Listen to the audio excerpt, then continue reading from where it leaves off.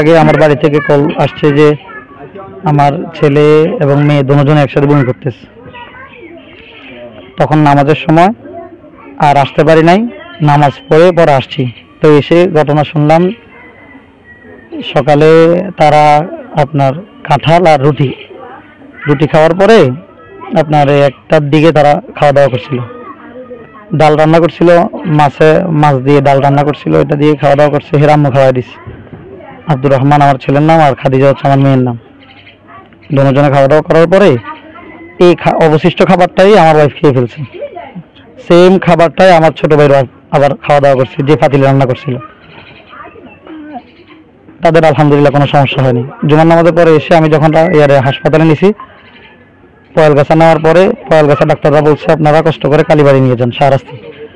আমরা পয়েলগাছা থেকে যখন রওনা দিছি, পয়েলগাছাতেই বাজার পার হওয়ার পরেই আমার আব্দুর রহমান দুনিয়ার মায়া ত্যাগ করে চলে গেছে। বুঝতে পারছি বিষয়টা। যখন কালীবাড়ি নিছি মেয়েকে, খাদিজা কালীবাড়ি থেকে তখন অ্যাম্বুলেন্স ভাড়া করে আমি কুমিল্লা গেছি।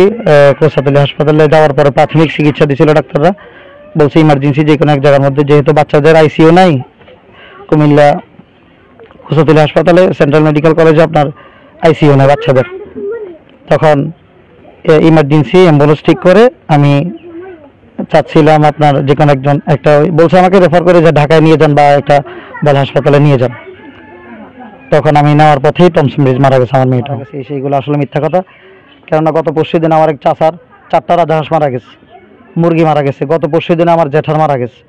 এখন বর্তমানে মুরগির একটা বিভিন্ন রোগ চলতেছে, মুরগি মারা গেছে। এই জন্য আমার ছেলে মেয়েদের আমার কোনো ধরনের অভিযোগ নাই। কেননা হচ্ছে তাদেরকে সবাই আদর করতো। আমার ছেলেকে যেমন আদর করতো, আমার মেয়েকেও অনেক আদর করতো। তারা সবার সাথেই মিশতো। আমার জ্যাঠার সাথে এই এদিক সেদিক যেত, দোকানে যেত।